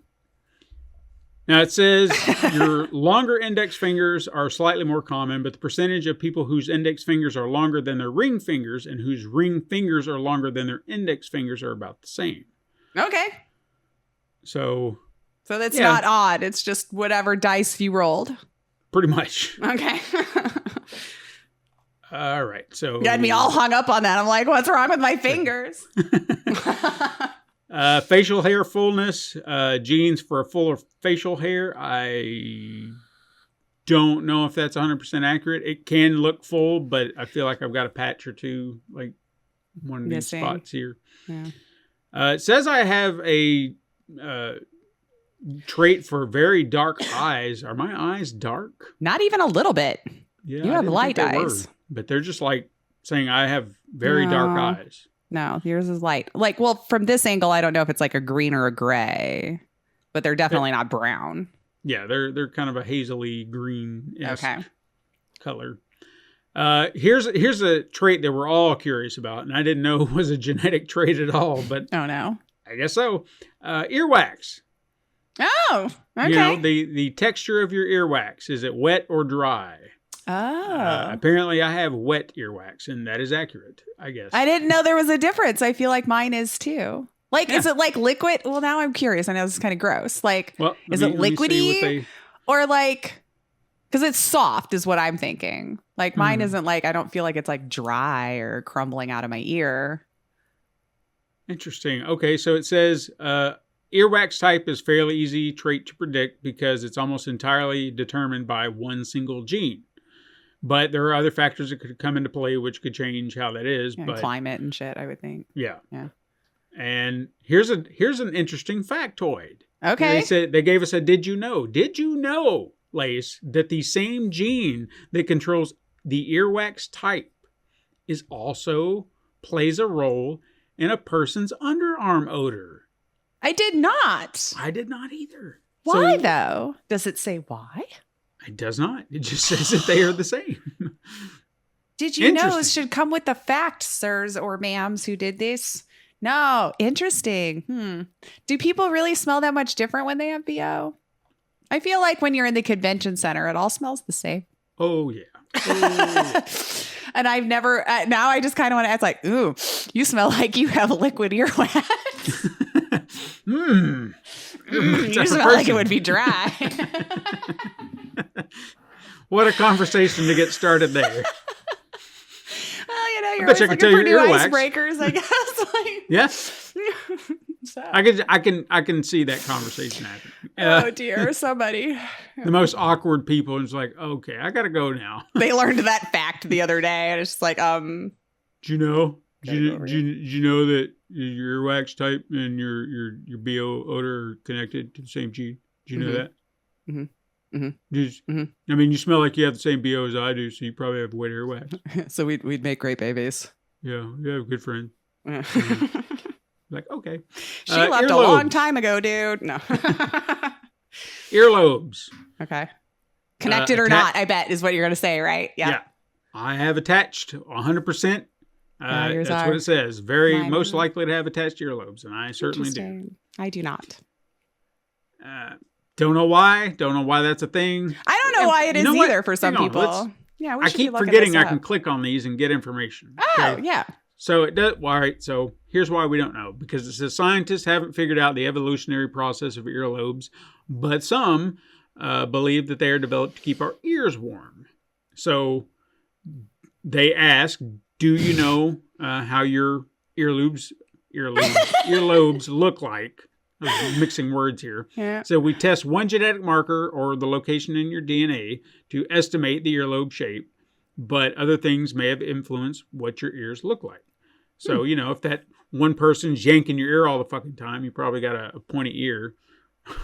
Just saying. But, I don't know. like, how does the lobe keep your ear warm? I'm not So sure. is it like closer to the body is warmer, I would imagine, right? So like your ears are cold, so it evolved to like hug to your face. See, and it almost seems like my body, what we were kind of talking about before. I should have been like, these are cold climate traits. Well, that I I've mean, did you picked see up. where you're from? Exactly. There's like no sun even in a lot of that. So yeah, okay. But It seems- mine's supposedly all from Germany. Are they? I never looked up their climate, like how it is all year long. Like if it's normal, Yeah. like, well, what's normal? But like, do they have all 4 seasons? Is it more this, that, or the other? because mine are not attached. But what's funny is I'm always cold. So what does You do that live mean? in Chicago. Like, I'm always cold. Yet my earlobes have left. They have decided. Determination. They say I'm more Germination? determined. Yeah. Oh, more- determination. Yeah. More determined. And Okay. Yeah. I can see say that. I agree with that. And this also kind of goes along with it. Desire to succeed, likely motivated by success. I can say I'm agreed with that too. Sure. If I've got a reason to be motivated for it. Dancing. Most lefty? likely to enjoy dancing. Do you And though? I do. I do like dancing. Yeah. I've never seen you Yeah. go, but I don't know that we've ever gone anywhere to go dancing. We have. There Have was we? one time. You remember? In Don't. Shit. Long Beach. TwitchCon, the first year. Oh, yes. We were in Oh, the, yeah. went dancing in the little bar area or whatever. Yeah, that boat or whatever we were on. Yeah. Yeah. Queen Okay, Mary. I did forget about that. Oh, yeah, shit. So we That's did. right. You did go out there. I feel like all of us did. Interesting. did. Okay. Mhm. Look at us remembering things. So they put me on the highest spectrum of this next one, and I guess I don't want to admit this, but I probably do have the streak and just never competitiveness. Very, very likely to be competitive. Oh, yeah. And I guess I do have that. I think I've set it aside a little bit more. Like I don't let certain things bother me because I remember playing games as a kid and you don't win, by God. You just, Oh, yeah. son of a bitch, I'm going to get you. So it's probably accurate, but I can control Sim it down. Yeah, I can Yeah, calm with it your down. maturity and your wisdom as you got older. That's right. This one definitely seems like a genetic trait. Luckily, it's not one that I picked up on, and that is do not have a cleft chin. You know, don't really Oh, little dimpy things. one little Yeah. No, you do not. dimples or whatever. So, Yep. not But at the were you the bottom supposed end to? of it. Not to my knowledge, I don't Okay. think there's a soul in my family that has one that I can think of. Okay. So, cilantro. Here's a very interesting one. Cilantro aversion. Whether you dislike it or like it. Mm-hmm. I'm on the 100% enjoy it. And I've never thought about it, but I don't hate it. So, No, I'm one of those who believes it tastes like soap and it needs to stay off my food. okay. Just leave it alone. That's the only thing I have to be like. You go to a taco place and I'm like, look, I'm serious. Please do not put. I know you're all in love with it and you're going to put a lot of it on there. Can you not though? Y'all can have it. Y'all can have And all so the cilantro. I can't agree with you there because I don't, for whatever reasons, my taste buds don't get that soapy hit. But I've heard people say that. So I've Yeah. always been fascinated with that. I was like, that's interesting. Yeah, I am one of those. That's what it tastes like to me, and I don't like it. Now, I would love to see your stat on this next one here because I kind of want to see my stats on all of this. yeah, Yeah. this one specifically though because Okay. this was your personality, Oh God, yeah, okay. 100%. And I would love to see what end of the spectrum they put you on because they put me a bit more on the higher side, and I don't feel like that's accurate. Okay. And that is caffeine intake. Like how much we can handle? Likely to drink more caffeine than average, but I don't feel like I do. I have my cup in the morning, and that's that. Yeah, no, definitely. But now that I learned that I'm ADHD, it kind of made sense because apparently we take a lot of caffeine because we're also searching for that bump that like the medicine would have gotten. So when I learned that, I went, oh, because yeah, I drank a pot a day. Yeah. And then I would make an espresso when I got to work. Like it was just, yeah. No, Damn. it was a lot. It was more than I probably should have. But then you take a month off and you drink 1 cup of coffee and you're fucking spitting. You're like, is this what normal people feel like when they get caffeine? They actually feel this awake and it feels good and you can actually go do anything. Do you need that taken care of? I can get that taken care of for you. And I'll just go climb up there and I'll what just happened? And then now nothing. So yeah, I would love to see where they put you on that spectrum because Interesting. that Yeah. would be interesting to see. So you're supposedly supposed to be drinking more than you do, according to yeah, your they stat. they haven't put me on like the top of that is 5 drinks or more daily, and I'm like 1 notch below that, but I feel like I should be lower because like I said, I'll drink 1 cup of coffee. Mm-hmm. I'm good. Yeah, yeah. So I've gotten better now. Like, and the older I got, the less I could take because it made my heart want to bounce out of its chest, you know. But Yeah. There used to be a time I did consume a lot more than I did, but Mhm. now I don't. Like, I don't feel the need for it. yeah, You know? okay, yeah. No, I'd be Um, curious. Yeah. Yeah. Bitter sensitivity. I kind of feel like we touched on this one a little bit earlier. So I feel like this also attributes to why I can enjoy certain foods because they're saying I am unable to taste a certain bitter flavor. So what may be super bitter to you, I could just be like, I don't see what the problem is. Isn't that fascinating? Yeah. I very don't know. fascinating. I find that very interesting. Yeah. My birth weight, average. Yeah, I it don't was know. average. I would think I was like 7 pounds and some ounces. I don't remember think all I the accurate know. details. You don't know? I don't think I do. I probably was told at some point, and I just don't remember if I was like a long baby or whatever. Yeah. Oh wait, what did it say on your birth certificate? Because I literally just had to get It a new should, one yeah. for this stupid passport because they were like, "We need your proof of birth." Like me standing there wasn't the proof. Yeah. It should be on there. I don't know. Maybe, maybe not. I don't know. I mean, it just depends on. I feel like it was on mine, but I could be wrong. Unless I'm overlooking it. I was born at 2:36 a.m. I was ready to get out I think on I a was born Saturday. at it was either 1 or 2 o'clock in the afternoone. Can't remember which. On a Tuesday. Like, I think I would have been pissed and be like, 2 a.m., woman. I want to sleep. It's not on here, so I don't know. Okay. Interesting. Oh, interesting. So another thing that would be interesting to find out is to see where you would fall on that, because I feel like 7 pounds seems like an average baby weight. I feel like That's that what does. you normally hear. Yeah. Asparagus odor. Odor? Odor. Like I'm if you permeate the odor after you eat it? unable to smell the asparagus metabolites. Oh, So like you maybe just that, can't smell the odor it produces. Yeah. Okay. So Interesting. I- Who is keeping track of these traits? Like I just Oh, we haven't even gotten any. Like the last few that I've got, they are the newer traits that they've shared, and they get oddly specific. And it doesn't like you can't wrap it around in your head. It's like, how is this a trait? But it's Right. accurate, Oh, and it's okay. fucking weird. This one I don't feel like is accurate at all.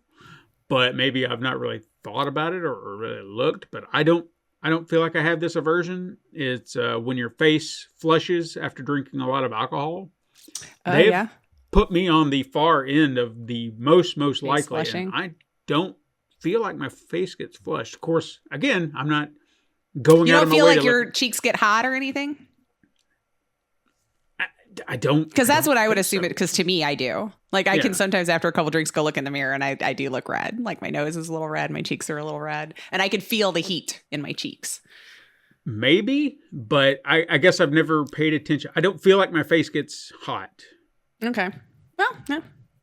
but maybe it does. I don't know. I'd have to. Mm-hmm. Maybe it depends on how much alcohol I've got to consume before it really hits. Because yeah, I can feel like shit after drinking. Oh yeah. Yeah. I don't even bother anymore. This is the one where I say that it just gets weird. Like, how the fuck is this a trait? But again, accurate, Accurate. 100% accurate. Watching sports, I am at the bottom end of the spectrum, unlikely to enjoy watching sports, and I do not. There you go. And I'm really just like, don't understand it's a trait, but okay. Yeah. cool. Like what about my chemistry makeup says I don't want to watch people Same with this. competitively? The next one, trying new things. I'm on the top spectrum, likely to enjoy trying new things. And I do. Mhm. Like, I think it's just fun to do something different, go out of the ordinary and just explore. Why not? Why not? Sports technique, I really don't see how this fits into anything You that I would just said do. I don't like it, Yeah, I don't like it. But what they're saying but is I that could if be a runner. if I did play sports, I could easily develop a good technique, is what they're saying. So you pay so- attention and take direction well, Right. Like, I could and probably discipline to practice. I would be a good sports person You'd be a if good I sports played. ball. Good at sports Yeah. ball. I don't know. Sportsman. I don't know if I have experienced this, but at the same time, I probably have and just not really realized it. The runner's high. that Yeah, I've you heard get. of that. Apparently, I am likely to experience runner's high. Well, have you? If I start doing, I don't know. Like, Well, I thought I've you never just really were saying thought you about it. jogged or anything. It's usually like if you finally, well, the way my niece explained it, I never hit it. Even when I was working out hard and jogging and doing all that stuff, I hated it. It was miserable. It never got better. Never. And I did it 2 years. Never. Hate it. But she's like, Okay. you'll hit a point where like, it almost feels like you're in this zone. The breathing is just in the right zone. I can keep going. I can feel it. And you start to feel really good about the whole, like, I don't know how long it takes you to get to there, but she was a runner in high school and everything like that. So she's explained that you'll hit that zone eventually where it's just like, almost like numb to whatever the pain is. This feels great. I've got everything working the way it should to keep this endurance. And I'm just like, sounds lovely. Interesting. Yeah. I have to kind of maybe Or- pay attention to that. Or I should say that's how she experiences it. Maybe everyone's is a little different, you know. But I mean, at least you've described it in such a way that I could kind of understand it well enough to kind of take note, because I didn't know what the hell that was. I thought like maybe you run and once you get done, you just feel like, oh my God, it feels so amazing. Like that could be too, you know. I thought that's what it was. I didn't know. All right, the last few, they get a little weird, or at least I feel like they're getting weird. Performing choreography. Apparently, performing choreography for me is easy. Okay. So you said you like to dance. If we would have ever just tried to hone in, maybe. Could have been a dancer. I'm trying to think of anything in my life that would relate to, but I can't. Did you ever do any theater? No. We never had theater programs around here. Now they're popping up all over the place, wouldn't you know it? Of course. Well, you could probably get involved in a community one if you wanted to. It's painful sometimes, but you know, it can be fun. You meet weird people. True. Yeah, I don't know. This one is, I guess this is hand-eye coordination. It have to be hand-eye coordination is what they're talking about here. But it goes back for, I guess they went through a spiel where they were trying to focus on sports-related things, because the next two are sports-related again. The first is individual or team sports. Apparently, I would likely prefer a team sport. Interesting. But no multiplayer. See? Yeah. Come on. So- We need to talk about this in video game terms, I think. That's the only way we can relate to it. Like, Yeah, I don't like sports. So well, you do cooperative games sometimes. I mean, Sure. That's not true. Maybe So that's you what would- it, yeah. Cooperatively, sure. Co-op sports. Okay, Mhm. yeah, I could see that. The next one is making contact with the ball. So I guess my hand-eye your hand-eye coordination is coordination, like I'm very. It's easier for me to make that contact. Like I'm not Interesting. going to be like flailing everywhere, which like they didn't put me at the top spectrum, which I think that's fair because I feel like I can do all right, but I would never be like, oh no, I'm flawless, man. I could hit every ball. Well, for me, it would be like, Okay. how quick? Yeah, I think that would also have to kind of come into play too. It's like, was my bat in the right area, even though I just wasn't fast enough to get it to there? Like, would I have made contact? You know? Yeah. Yeah. Last three, again, all kind of seem like they're in this sports related field. But I'm going to go back. I'm going to start with this one because, again, going back to the hitting the ball thing, I think this is what they were trying to really hone in on. But for video games, 100% accurate. And I think this is spot on. I am at the top spectrum of hand-eye coordination. Okay. Likely to have great hand-eye coordination. Play video games all the time. I feel like I'm on point. Once I get into a rhythm, I'm on it. I feel like And I mine's can pretty stay good there. too. Yeah. So I would love to see where yours lands on that too, because I feel like- you, especially with Beat Saber and things like that. I mean, you've got to have that, and you did amazingly on that shit.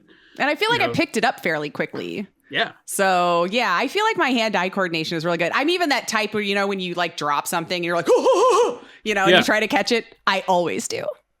yeah.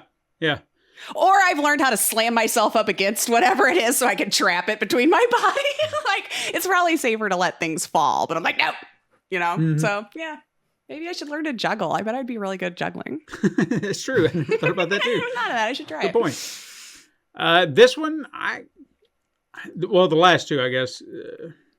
This one, I think I can attest is true, and you feel like it would motivate me to actually, you know, do the thing more, because if this is accurate, which I feel like it is, then I would do it. But that motivating thing. Yeah. Yeah. Well, the Motivated to do- self-discipline needs to kick in. Yeah, the self-discipline. I got to get there. Apparently, it's easier for my body to build strength. So if I work out, if I do that thing, I will build muscle easier than Oh. a percentage of people. And when I do put in the work You in notice? small portions, yeah, I can notice, where something that was difficult for me to lift. And when I say difficult, I'm talking like there was a time, and I'm not trying to brag or anything, be like, look at how strong I am. I'm just making a point. I knew at some point, like, I've built up my strength enough that I'm confident I can do something. Mm-hmm. My dad was trying to help me fix one of my riding mowers, and we were trying to figure out how to get up under it. And I was like, you know what? Fuck it. And I lifted it. And he was like, what are you doing? And I'm like, just do the thing. Nice. And he did the thing, and I set it back down. And it wasn't, again, me trying Steven to hulks show off. out. And Yeah, I was just like, we're going to spend all day trying to figure this out. I know I can lift this. Let me just fucking lift Just it. do it. Do the thing you got to do, and then I'll set it back down. Mhm. It's a riding mower. It's not a fucking car. So, Still heavy. yeah, still heavy, but I did the thing.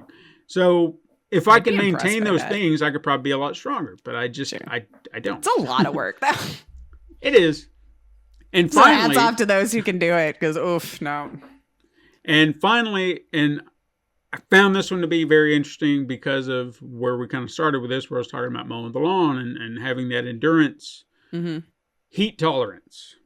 Apparently, I have a high heat tolerance, which is Okay. why I can probably do that stuff and don't think about it and get into those situations where I push through because my body's like, "You're doing fine. You can keep going. I know you're hot, but we Like got it this. doesn't We're it good." doesn't make you irritated or uncomfortable to be hot. No, when I'm doing that out there, it's just exhausting. Heat exhausts me. Yeah. That's about what it does. I don't feel aggravated. I don't feel frustrated. It's just like, I'm really hot. I don't feel like doing anything. I just, it Yeah. takes a lot out of me. But I can tolerate it pretty well, I feel like. All right. So that is all of There you it. go. Now, Interesting. Ancestry.com is not sponsored by our show, but if they want to be, hey, call us up. Hey, look what we just did 'cause- for you.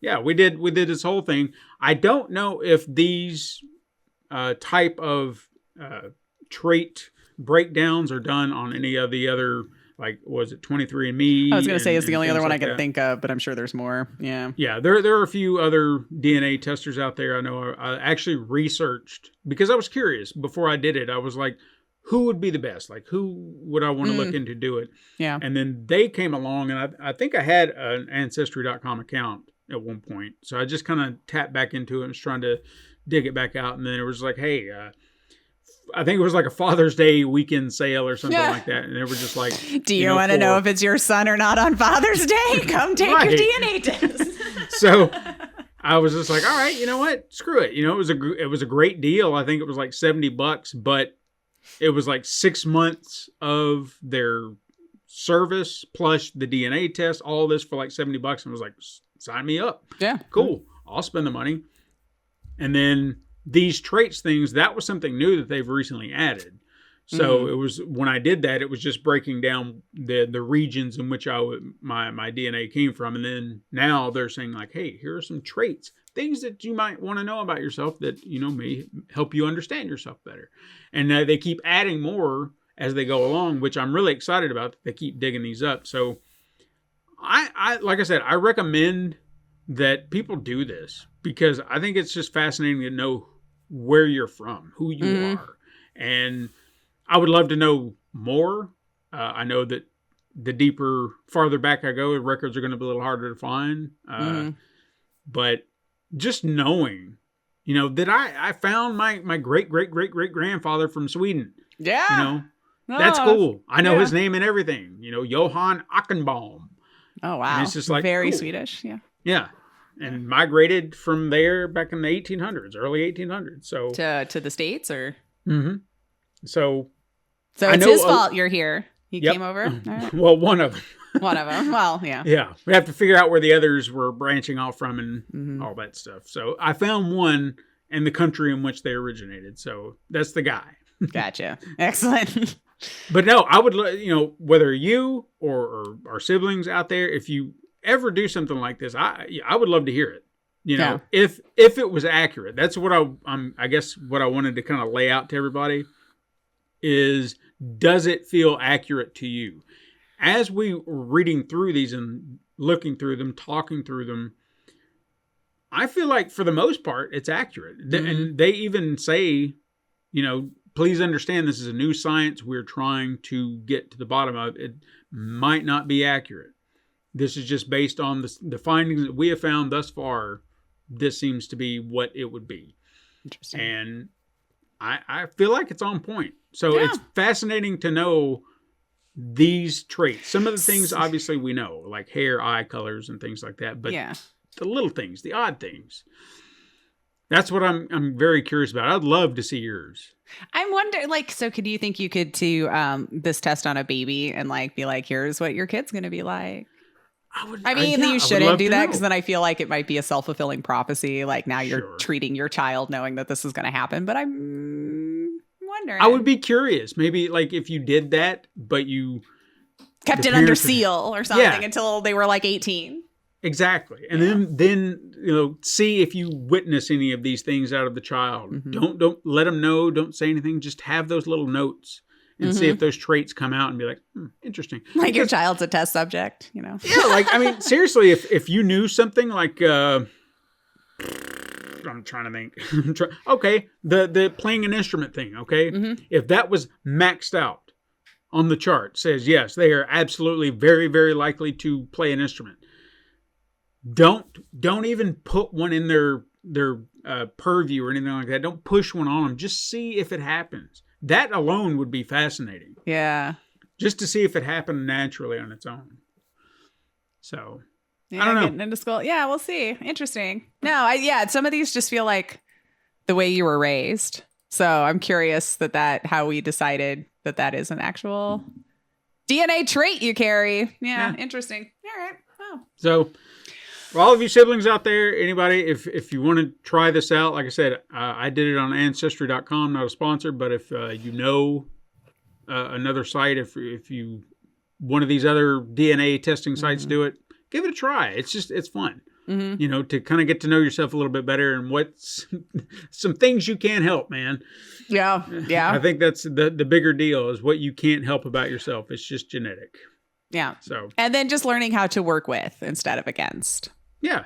It's okay. Like, well, that sucks. I don't have control over it. However, I can improve it. Now, another thing I will kind of point out before I close it all up is one of the things that Ancestry does, and I would assume some of the others would as well.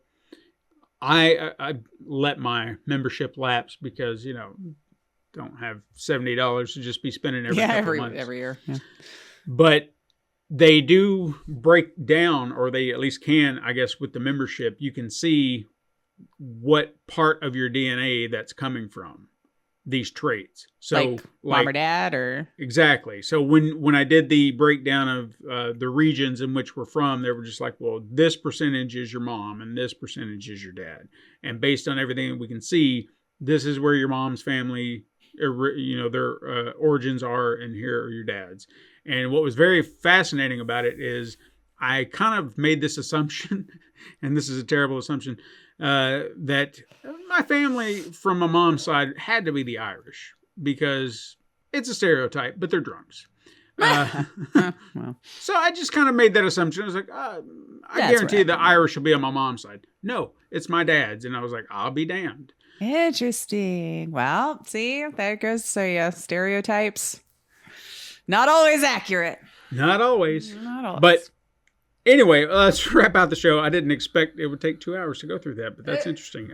So, siblings, have you done a DNA test or anything like that? Have you learned your traits? Let us know on social media at Super Mega Crash, or send us an email with a long list of all your traits and break them down however you want. Send us an email at supermegacrash@gmail.com.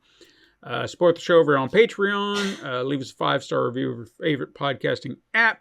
And keep up with all things over at pencilpaperproductions.com/supermegacrash. Links are in the show notes down below. Join us again next week, siblings. But until then, go get your DNA tested and go beyond your limits.